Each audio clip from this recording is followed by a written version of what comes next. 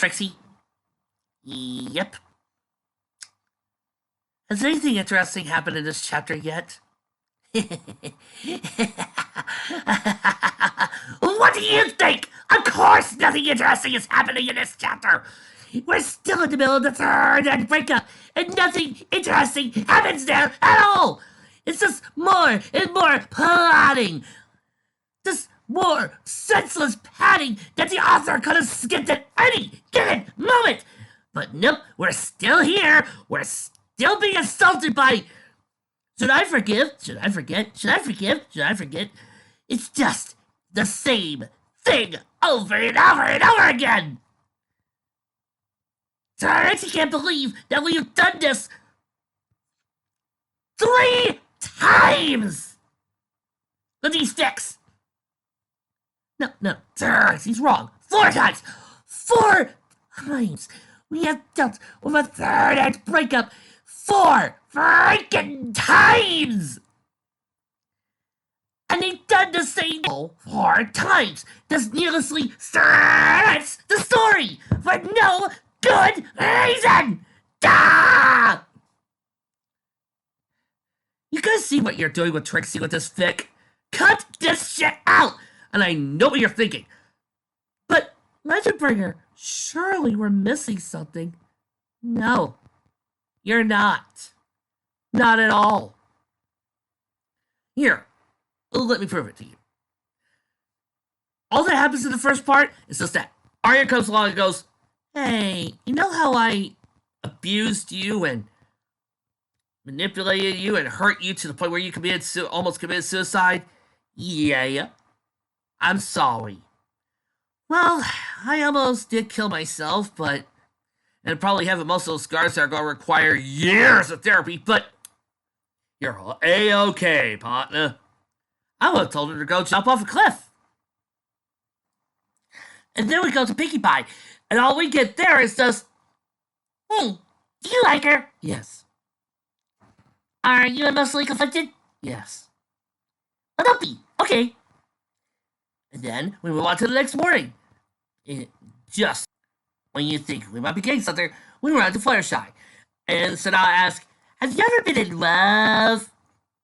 And Fluttershy, all he can say is, "Well, I have been making Rainbow Dance on the side." You know what? She's so teased off with this whole entire stupid third act breakup that she's gonna let that joke slide. And Fluttershy proceeds to describe her love history. And then we get Sonata coming back to Sunset. Just when you think that we're going to actually get something like being in love means never having to say you're sorry and all this other romantic cliche bullshit that could have been done in, 5 seconds. Nope. Sunset just gives Sonata tea. Sonata ponders. We don't get them going, "I'm sorry, me too," and then making out. Nope. None of that. Because that would shorten my torture. That would make this fic shorter. No, we do not get any of that shit. We just get tea, sit down, ponder. And then, how do we end this chapter? Sunset heads off to meet with Princess Celestia because heavens knows that's the important thing we need to do.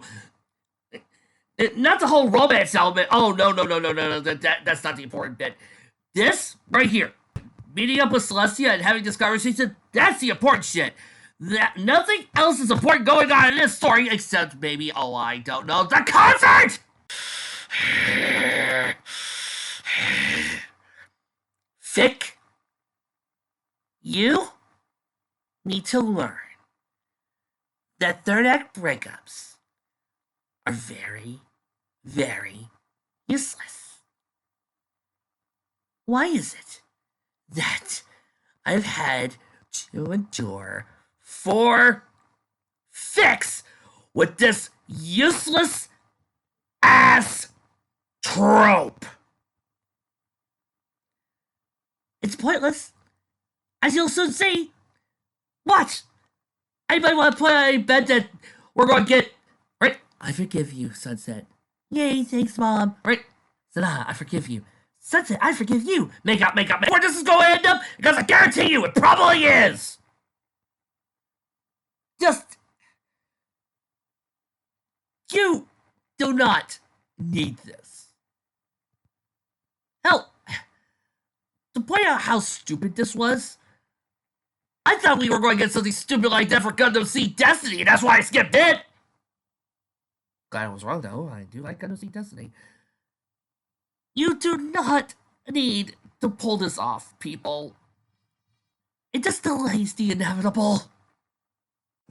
But since I want to leave you with something after all this, I'm going to instead see how long it would take for a normal person like myself to go over the history of the Universal Century Gundam franchise. Trust me, it'll be a lot better than hearing me remind you of why third act breakups should die a slow, painful death! Let's begin. So, in the Universal Century 0079, the side most distant from Earth, Side 3, a group of colonies became known as the Principality of Zeon, wanting nothing more to try to break free of what they claimed to be the hierarchical tyranny of the Earth Federation. In fact, their ideology was based more towards Nazism and the so-called superiority of what they believed to be new types. The 1 year war really got started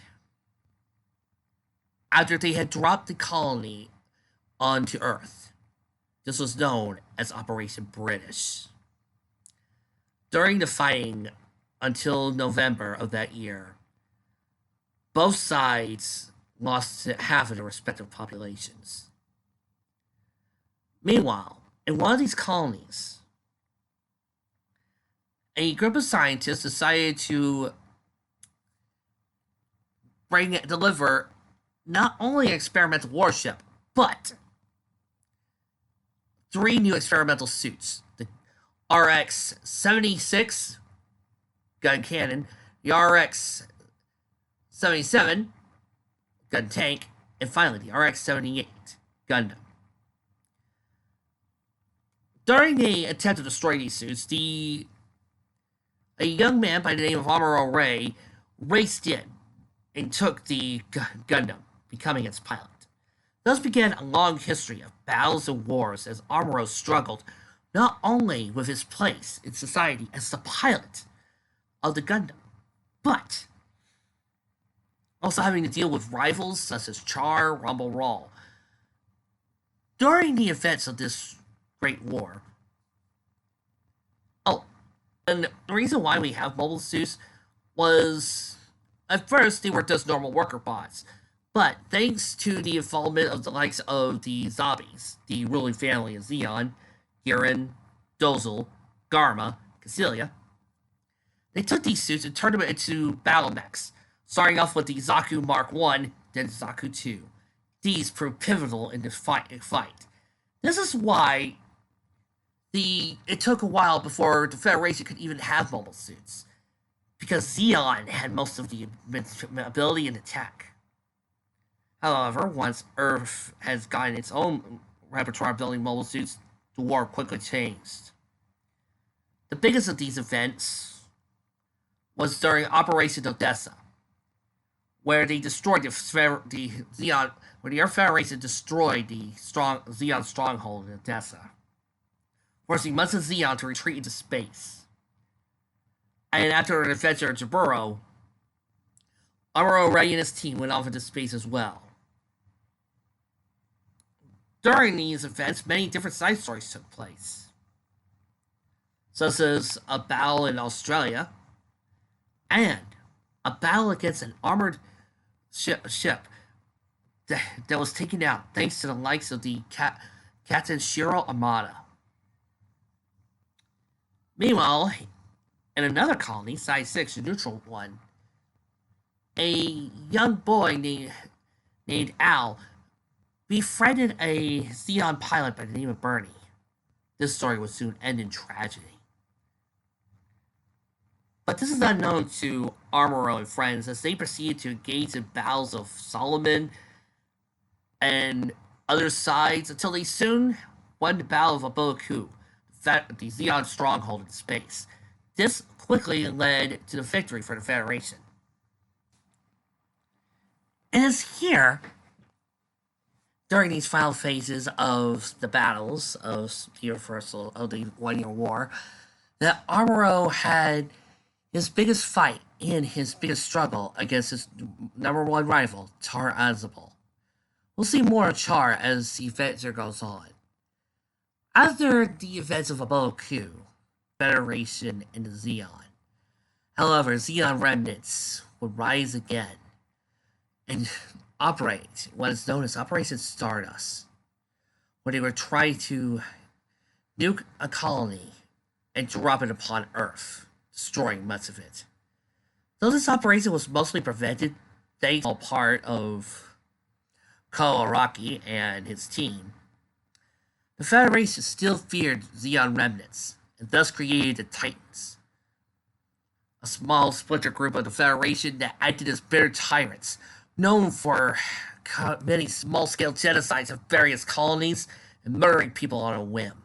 In response to this, the colonies created a side group, AUAG, led by one Char Azabal. Amuro Ray, the other main player in all of this, was forced into early retirement, but knew that one day he would have to get back into the fight. And with a little assistance from an old friend, he did. This is where our story of Zaya leads us to one Camille Bazan, a young man who, though full of rage and anger, tries his best to deal with all the scenarios and situations that goes on between this bitter war between the Titans and the AUAG. His story ends in tragedy as his mind gets totally obliterated, but the story continues as a junk dealer by the name of Judo Ashita finds these double Zeta and begins his own battles with a woman by the name of Haman Khan. This soon culminates in the utter destruction of the Titans, the retirement of the AUG, and the reformation into what is known as the Londo Bell. Char, thanks to seeing all the corruption and hatred of Earth, begins his own plan to try to drop an entire asteroid on Earth and to force all of humanity to go into space. This is where he and Amuro, as Amuro not only destroys Char's machinations, but using the power of the new Gundam pushes the asteroid back into space, saving everyone. In the year 0096 of the Universal Century, rumors of a government-changing Lapis box is held. Thus begins the effects as he teams up with the only remaining member of the Zabi family, Minerva, as they proceed to find out the true secrets of the Lapis boxes. That secret being that the Xeon had all of space as they were as new types. A few decades later,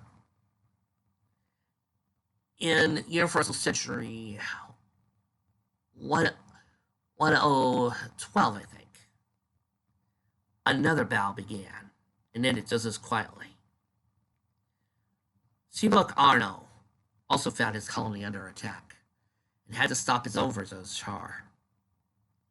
His story would continue on as they move on to Jupiter, where they meet up with a young pirate in the story of Crossbone Gundam. Meanwhile, back on Earth, when we reach the year Universal Century 197, we meet a young boy named Uso.